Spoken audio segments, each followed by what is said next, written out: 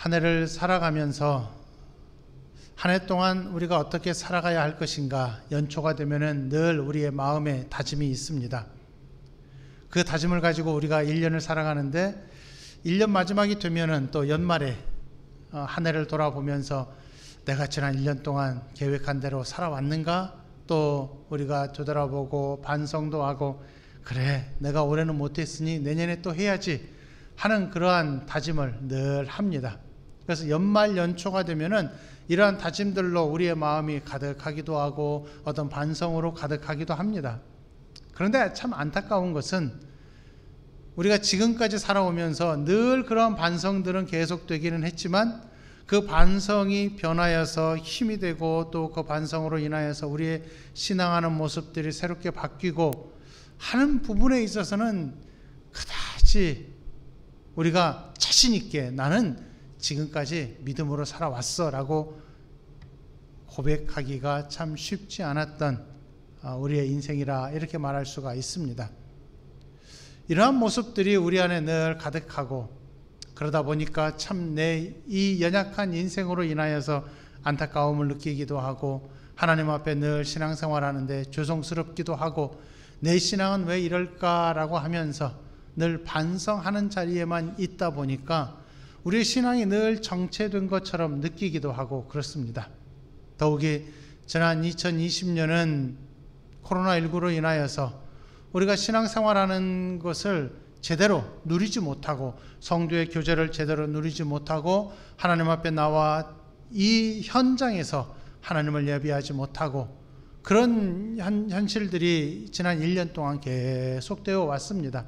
그러다 보니까 우리가 내가 지금 과연 신앙생활을 하고 있는 것인가, 내가 지금 하나님 앞에서 과연 하나님을 섬기면서 하나님의 백성이라고 말할 수 있는가 하는 이런 생각들이 우리 속에 가득하고 있습니다. 그래서 어느 때는 이 신앙생활이 참 나 혼자만 안타까워하는 것이 아니라 모든 성도들이 다 이런 안타까운 마음으로 가득하다고 해도 과언이 아닐 것입니다. 그러나 이러한 현상은 코로나19로 인하여서 생긴 현상은 아닐 것입니다. 우리가 살아가고 있는 이 삶의 현장이 코로나19이든지 아니든지 간에 사실은 굉장히 힘든 여정을 우리가 지나가고 있습니다. 왜냐하면 우리가 흩어진 나그네로 이 땅에서 살아가고 있기 때문에 그렇습니다. 우리의 고향이 이곳이 아니기 때문에 우리는 이곳에서 잠시 살다가 우리의 본향으로 돌아갈 것이기 때문에 우리는 잠시 살고 있는 이 삶의 현장 속에서 우리는 안식을 누릴 수는 없는 것이고, 평안을 누릴 수는 없는 것이고, 또 이 땅에서 만족과 어떤 위로를 가지고서 살아갈 수 없는 우리의 현실이기 때문에 그렇습니다. 베드로 사도가 우리에게 이 베드로전서를 말하면서도 우리의 삶의 현장이 어떠한가를 한번 살펴보고, 이 삶의 현장에서 여러분이 가지고 있어야 될 이 신앙의 내용이 무엇이냐, 이것을 우리에게 아주 자세하게 권면을 해주고 있습니다. 사실 그렇습니다. 우리가 이 땅에서 살아간다고 하는 것은 이 세상이 우리에게 주는 어떤 만족, 이 세상이 우리에게 주는 위로, 이러한 것들을 우리는 참 많이 받고 그리고 참 많이 가지고 있기를 원하지만 사실은 이 세상은 우리에게 위로를 주지 않습니다. 이 세상은 우리에게 만족을 주지 않습니다. 위안을 삼을 수 있는 곳이 그래서 우리 성도에게는 이 땅에는 없다는 것을 먼저 염두에 두셔야 합니다. 그것을 지난 2020년의 창세기를 통해서 그리고 에스더와 룻기를 통해서 우리가 배운 바입니다. 하나님의 보호의 손길이 왜 있느냐 할 때에 보이지 않는 손길도 있고 보이는 손길도 있는데, 그러한 하나님의 위로의 손길, 보호의 손길이 우리 성도에게 왜 있느냐 할 때에 이 땅에 그러한 위로가 없기 때문에 그렇습니다. 그래서 주의 손이 함께하는 교회라는 표어를 가지고 지난 2020년을 지나왔는데요, 주의 손이 함께한다는 것을 기억할 때, 그때라야 이 다음으로 우리에게 무엇이 있느냐 하면 하나님의 평안이 있음을 고백하게 되기 때문에 그렇습니다. 주의 손이 없다면 우리는 사실 하나님의 평안을 누릴 수가 없습니다. 주의 손이 있을 때라야, 함께할 때라야 이미 우리는 하나님의 평안에 들어온 성도가 되는 것이고, 여기에서 이미 우리는 하나님의 평안을 누리는 성도라 고백할 수 있게 되는 것입니다. 우리가 어떻게 해야, 어떻게 행동을 해야, 어떻게 신앙생활을 열심히 해야 내가 하나님께서 주시는 평안을 누릴 수 있다, 이러한 차원이 아니라 주의 손이 함께하고 있기 때문에 이미 우리는 하나님의 평안을 누리는 성도가 되는 것입니다. 그래서 올 1년 동안에 우리는 베드로 사도의 권면을 통하여서 이러한 위로가 얼마나 우리 안에 가득 들어있는가를 배우려고 합니다. 이걸 달리 표현하면은 우리의 마음의 생각을 바꾸는 것입니다. 내가 어떻게 해야 하나님께서 주시는 평안을 누리느냐가 아니라 이미 하나님의 위로는 있고 하나님의 보호하심도 있고 하나님의 함께하심이 있기 때문에 나는 하나님의 평안 속에 들어와 있다, 이미 들어와 있다는 것을 기억하면서 우리가 더 많은 위로, 세상이 줄 수 없는 참된 위로를 우리가 받고자 합니다. 그래서 오늘 베드로전서 5장 7절 우리가 말씀을 외웠잖아요. 오른편에 보시면은 현수막에 걸려 있는 대로 너희 염려를 다 주께 맡기라, 이는 그가 너희를 돌보심이라 했습니다. 하나님의 보호하시는 손길이 이미 있잖아요. 그렇죠? 주의 손이 함께하는 교회, 주의 손이 함께하는 성도, 주의 손이 함께하는 가정, 이미 우리가 주의 손이 함께함을 경험하기 때문에, 즉 그가 너희를 돌보고 계시기 때문에 이 다음으로 우리가 우리 염려를 주께 맡길 수가 있는 것입니다. 이것이 바로 우리가 하나님께 받은 은혜가 되는 것입니다. 그러면 어떤 상황에서 우리에게 이러한 위로가 있는가를 이 베드로전서를 통해서 우리가 배우려고 하고요. 오늘 특별히 1절과 2절을 우리가 읽었는데 1절과 2절의 말씀은 베드로 사도의 인사이면서도 이 베드로전서 전체의 주제가 되는 것입니다. 이 두 구절을 중심으로 하여서, 핵심으로 하여서 베드로 사도가 이 모든 논지를 지금 5장까지 이어가고 있습니다. 베드로 사도는 지금 이 베드로전서 편지를 주후 64년에 썼습니다. 64년에 로마에서 이 편지를 썼고요. 2, 3년 후에 베드로 사도는 우리가 알고 있는 대로 십자가에 거꾸로 달려서 순교를 하게 됩니다. 그렇기 때문에 베드로전서를 읽을 때 베드로의 마음을 우리가 알아야 되는데, 그것은 바로 내가 곧 있으면 순교를 당할 것이고 내가 이제 남아있는 육신의 삶이 얼마 남지 않았다라고 하는 것을 염두에 두고 베드로가 이 권면의 편지를 쓰고 있다는 것을 기억해야 할 것입니다. 그럴 때에 베드로가 왜 이런 편지들을 쓰고 왜 이런 글들을 썼는가를 우리가 능히 또 파악할 수가 있을 것입니다. 이 편지를 받는 사람들을 보게 되면은요, 본도, 갈라디아, 갑바도기아, 아시아와 비두니아라는 지역의 이름이 나오는데요, 이 명칭은 지금 현재 터키 지역에 있습니다. 터키 지역이 좌우로 길게 되어 있는데 터키 지역 중에 서쪽과 북쪽 지역에 있습니다. 즉 서북부 지역에 있는 곳이 바로 이 5군데의 도시 이름이 있습니다. 이쪽에 흩어진 나그네라라고 했는데요, 이 당시에는 로마가 자기의 그 제국을 확장시켜가는 때였습니다. 그러다 보니까 어느 지역을 식민지로 삼았을 때 그 지역에 거주하고 있는 사람들의 수가 적기 때문에 로마에서 강제로 여기에서 조금 들어서 이주를 시키고 또 저쪽에서 들어서 또 몇 명을 또 이주를 시키고 그랬습니다. 그러다 보니까 이 터키 서북부 지역에 있는 도시들이 이제 하나씩 형성이 되어 가고 있는데, 그때 특히 누구를 이주를 시켰느냐 하면은 예수 믿는 성도들을 많이 이주를 시켰습니다. 그러다 보니까 이 터키 서북부 지역으로 이주한 사람들의 대부분은 예수 믿는 그리스도인들이었습니다. 그러다 보니까 자기의 고향을 떠나서 새로운 터전에서 완전히 새롭게 어떤 자기들의 삶을 시작을 해야 되는데, 쉽게 말하면 가진 돈도 없지요, 가진 땅도 없지요. 그냥 거기에서 임시로 로마 제국에서는 살아라 라고 명령을 내렸기 때문에 어쩔 수 없이 가서 살아야 되는 것입니다.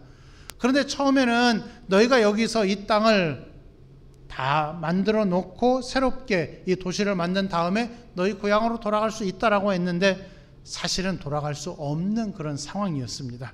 그러다 보니까 자기들의 고향을 사모하면서 내가 언제쯤 돌아갈까 하는 그 마음을 늘 가지고서 흩어진 나그네로 이 도시를 하나 형성하기 위하여서 늘 육신으로 애를 쓰는 그러한 삶을 살고 있었던 것입니다.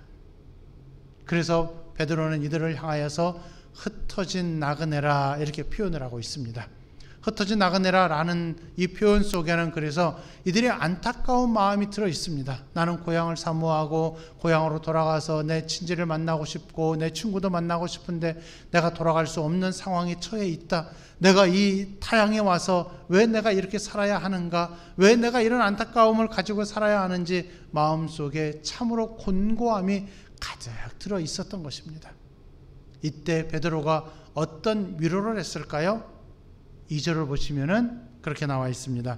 마지막에 예수 그리스도의 핏부름을 얻기 위하여 택하심을 받은 자들에게 이런 말을 하고 있습니다. 택하심을 받았다라고 말을 하고 있어요.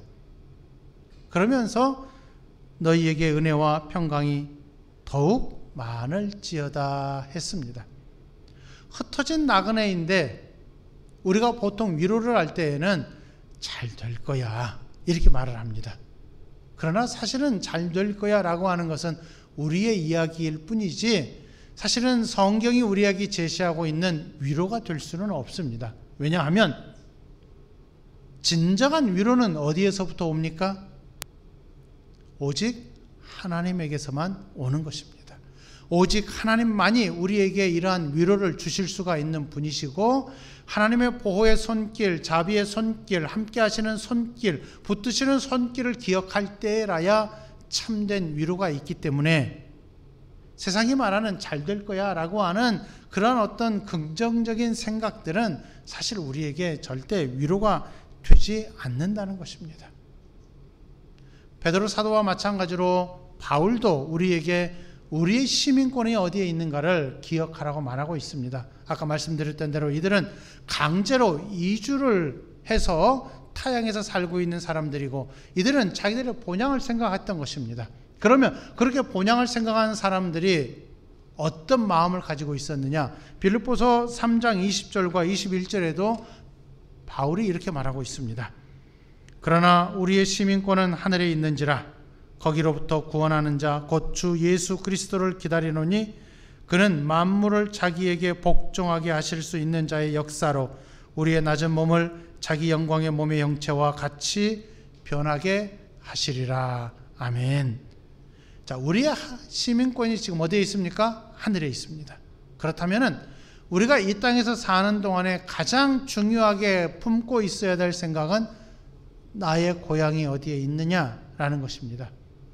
그러면 그 고향을 사모할 때 나의 고향은 하늘에 있고 나의 시민권은 하늘에 있는데 어떻게 우리가 그러한 하늘의 시민권을 갖고 있느냐 할 때에 택함을 받은 자라라고 하는 것입니다.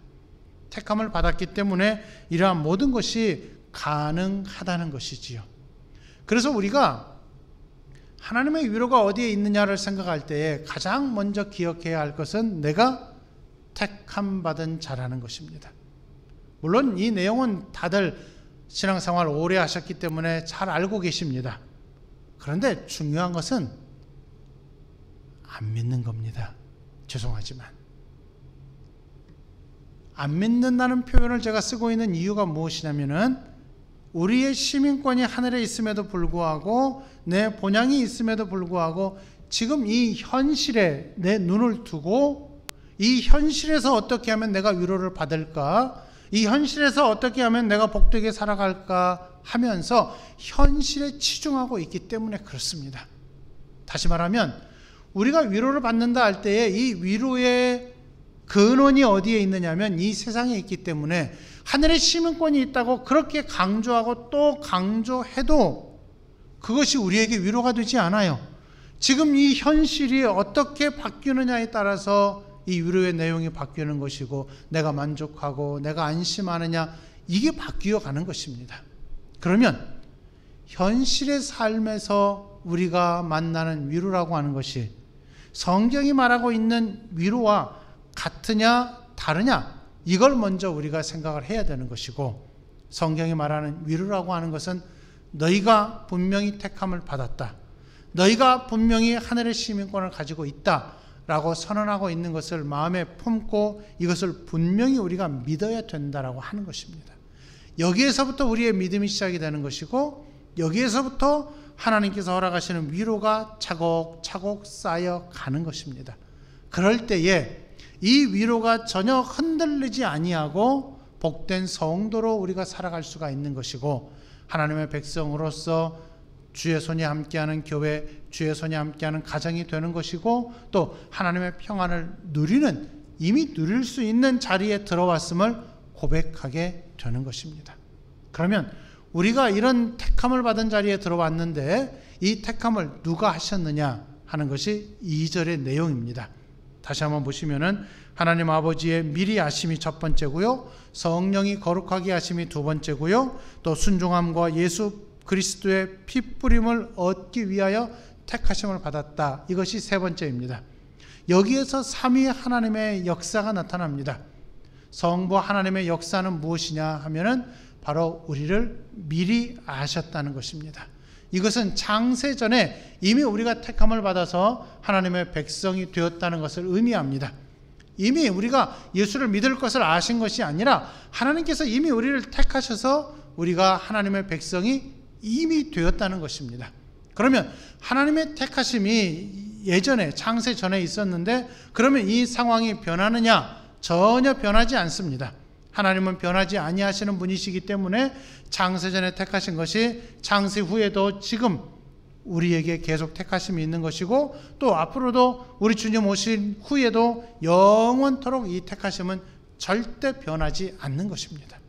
그렇기 때문에 이미 택하심을 받은 성도로서의 자격이 이미 우리에게 있다는 것을 염두에 두게 되면은, 아, 내가 택함 받은 이 사실이 너무 귀중한 것이구나, 너무 감사한 것이구나, 그리고 이것이 얼마나 큰 기적이냐라는 것을 우리가 마음에 품고 하나님 앞에 더 많은 감사를 하게 될 것입니다. 이것이 우리가 신앙생활을 시작하는 원리이고, 이 원리 위에 하나님의 평안이 놓이게 되는 것입니다. 그러나 성부 하나님의 택하심으로 끝나는 것이 아니라 그 다음에 현실로 넘어와서 우리에게 그 택함을 어떻게 적용하시느냐 할 때에 성령 하나님께서 거룩하게 하심으로 말미암아 우리가 드디어 구별된 백성으로 들어오게 되는 것입니다. 우리는 이 세상에서 죽은 자로 살고 있었습니다. 죄 가운데, 허물 가운데 죽은 자로 살고 있기 때문에 우리는 하나님을 전혀 모르는 자였어요. 그런데 모르는 그 자리에서 하나님이 이미 창세전에 우리를 선택하시고 그 아버지의 선택하심을 따라서 성령 하나님께서 우리에게 들어오셔서 우리를 거룩하게 변화시키셨어요. 그러니까 이제 우리는 이 세상에서 살고 있지만 이 세상에 속하지 않은 자로 살게 되는 것입니다. 아까 처음에 말씀드린 대로 강제로 소아시아 지역으로 이주한 성도들을 생각을 해보십시오. 내가 살고 있는 토전에서 이미 다른 쪽으로 이주를 해서 넘어왔어요. 그럼 완전히 다른 동네에서 우리는 살아가고 있습니다. 그런데 그곳에서 어떤 모습으로 살아가야 되느냐 할 때에 거룩하게 하신 성도의 모습으로 살아가는 것입니다. 그런데 그곳은 어떤 곳입니까? 새롭게 이주한 곳을 들어가 보니까 신앙이 전혀 없는 곳입니다. 물론 우리가 지금 살고 있는 자리에서 이 육신이 변화되지는 않았어요. 우리의 영적으로 성령 하나님께서 거룩하게 하심으로 삶의 터전은 그대로인데 우리의 모습이 바뀐 것입니다. 새롭게 태어난 것입니다. 그러다 보니까 세상 사람들이 우리를 볼 때에는 핍박하고 우리의 신앙과 다르기 때문에, 자기들의 삶의 모습과 다르기 때문에 우리를 박해하고 우리를 멀리하고 우리를 내치는, 그래서 우리는 주변인으로 살아갈 수밖에 없는 것입니다. 이 세상에서 우리가 중심으로 살아갈 수가 없어요. 세상은 세상의 방식이 있고 우리는 세상의 방식으로 살아갈 수 없기 때문에 다만 주변인으로서 멀찍이 떨어져서 외면받는 채로 우리는 살아갈 수밖에 없다는 것입니다. 그래서 베드로가 흩어진 나그네라라는 표현을 쓴 것입니다. 그러나 흩어진 나그네로 살아가는 동안에 우리의 신앙하는 모습이 어떻습니까? 바로 성령 하나님께서 거룩하게 하심으로 말미암아 우리는 구별된 존재로 구별된 모습으로 우리가 우리의 삶을 살아가고 있는 것입니다. 이게 우리의 현실이에요. 먼저 창세전에 택하신 하나님의 은혜가 있지요. 지금 우리를 구별하여 주셔서 우리가 세상과는 다른 존재로 살아가게 되는 것입니다. 이것이 바로 에스더에서 우리가 배웠던 것입니다. 세상에서 살아가고 있지만 세상에 동화되지 아니하고 세상의 방식으로 살아가지 아니하고 세상의 방식과는 거슬러서 하나님의 방식으로 살아가고 있다라고 하는 것이 우리가 구별되고 우리가 거룩하게 되었다라고 하는 의미입니다. 그 다음에 제일 중요한 것은 바로 예수 그리스도의 피뿌림과 순종하게 하심이라고 하는 것입니다. 우리가 하나님의 백성으로 순종하여 들어왔다는 것은 예수 그리스도의 피뿌림으로 가능합니다. 출애굽기 24장을 보게 되면은요, 하나님께서 모세를 통하여서 율법을 선포케 하십니다. 출애굽기 20장의 10계명을 시작으로 하여서 23장까지 그 10계명을 해설한 내용들이 쭉 기록이 되어 있습니다. 그리고 난 이후에 출애굽기 24장을 보면은 하나님과 백성이 언약을 맺는 장면이 나옵니다. 그 언약을 맺을 때에 하나님께서 이제 제물을 준비하게 하시고 그 제물을 잡은 후에 모세가 중간에서 이제 그 잡은 제물의 피를 취하고 제단 앞에 피를 반절을 뿌리고 또 백성들에게 피를 반절을 뿌립니다. 이때 이스라엘 백성들이 어떻게 고백을 하느냐 하면은요, 출애굽기 24장 3절을 보게 되면은 이런 말씀이 있습니다.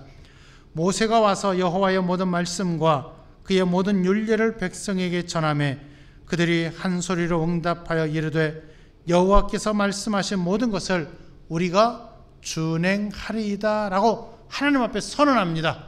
이것은 하나님 앞에 내 신앙을 온전히 고백하는 거예요. 그래서 그 다음으로 언약이 맺어지는데 24장 8절을 보게 되면은 모세가 그 피를 가지고 백성에게 뿌리며 이르되 이는 여호와께서 이 모든 말씀에 대하여 너희와 세우신 언약의 피니라 했습니다.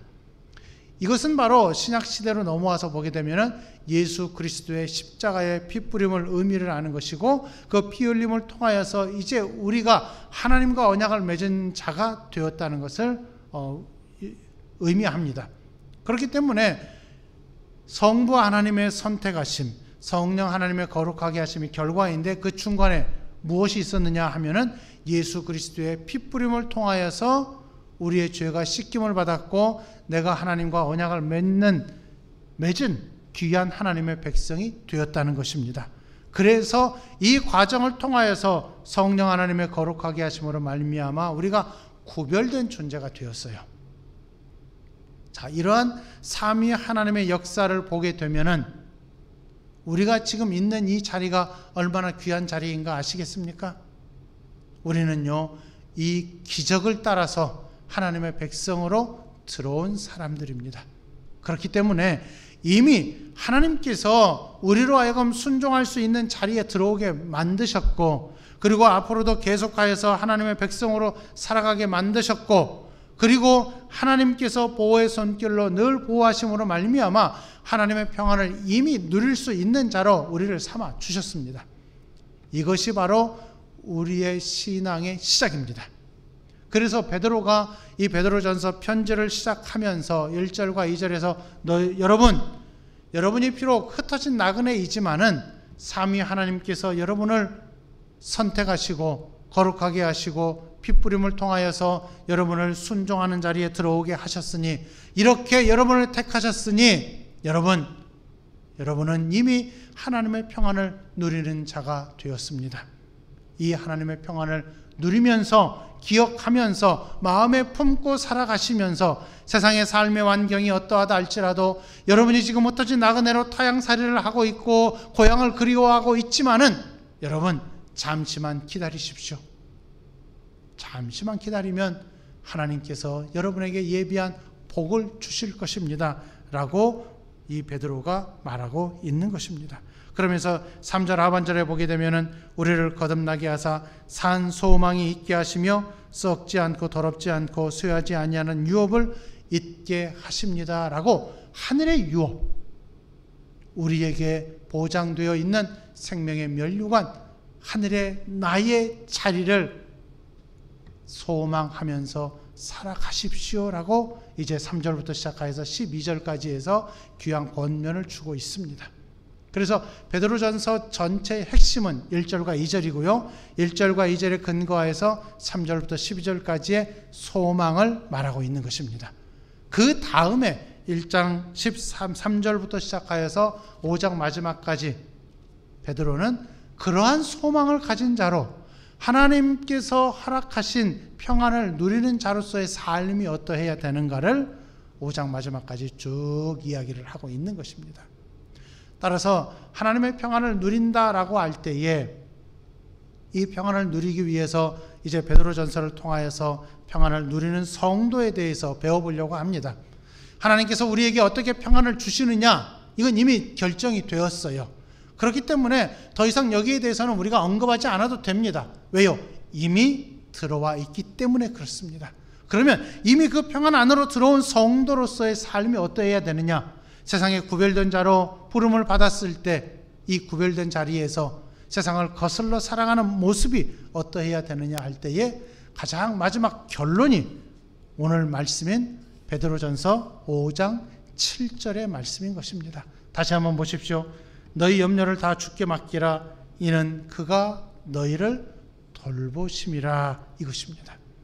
올 1년 동안에 여러분 이 말씀을 기억하시고 마음에 품으시고 나는 하나님의 평안을 이미 누리는 자가 되었다, 그러하기에 감사한 자가 되었다, 그러하기에 이 평안을 누리면서 하나님 앞에서 위로를 받으면서 사는 존재가 되었다, 내 염려는 다 주께 맡기면 주께서 다 해결하실 것이기 때문에 이 모든 것은 하나님의 손길 속에 들어있다 하는 이 감사의 고백, 자신 있는 삶을 이제 우리가 살아갈 수 있게 될 것입니다. 이런 은혜가 있음을 기억하시면서 저와 여러분이 더 많은 하나님의 은혜 가운데 거하시고 하나님의 평안을 올 1년 동안 더 누리시며 살아가는 귀한 은혜가 가득하기를 간절히 바라겠습니다. 기도하겠습니다. 하나님께서 우리를 사랑하셔서 이토록 귀한 은혜의 자리에 있게 하심을 감사합니다. 얼마나 귀한 은혜의 자리에 있는지 이 시간에 베드로 사도의 권면을 통하여 배웠습니다. 이미 하나님의 평안 안에 들어오게 하신 하나님, 하나님의 은혜를 누리게 하신 하나님, 이미 선택하셔서 복되게 우리를 붙들어 주시는 하나님을 기억하면서 담대하게 하나님 품 안에서 더욱 감사하며 살게 하시고 하나님의 은혜를 힘입어 살게 하시고 하나님과 동행하며 사는 올 1년이 될 수 있도록 주여 은혜를 베풀어 주옵소서. 나 같은 것이 이토록 귀한 은혜의 자리에서 감사하면서 살아가게 하시고 하나님의 평안 안에 거하면서 우리가 흔들리지 않는 믿음을 더욱 보이면서 살아갈 수 있도록 올 1년도 지켜 주옵소서. 언제나 하나님께서 우리를 돌보고 계심을 기억하며 우리 모든 염려를 주께 맡기며 하나님 자신 있게 우리의 신앙을 표현하며 살아갈 수 있는 큰 은혜를 더 부어 주옵소서. 우리 모든 성도들 대면하여 이 현장에서 예배하는 우리 성도들을 지켜주시옵시고 비록 이 자리에 참여하지 못하였지만 또 온라인으로 예배하는 우리 모든 성도들을 지켜주셔서 올 1년 동안 하나님의 은혜를 더욱 풍성히 누리는 귀한 우리 성도들 되게 하시고 우리 세광교회 모속한 모든 성도들 가정이 다 되도록 은혜를 베풀어 주옵소서. 예수님의 이름으로 기도하옵나이다. 아멘.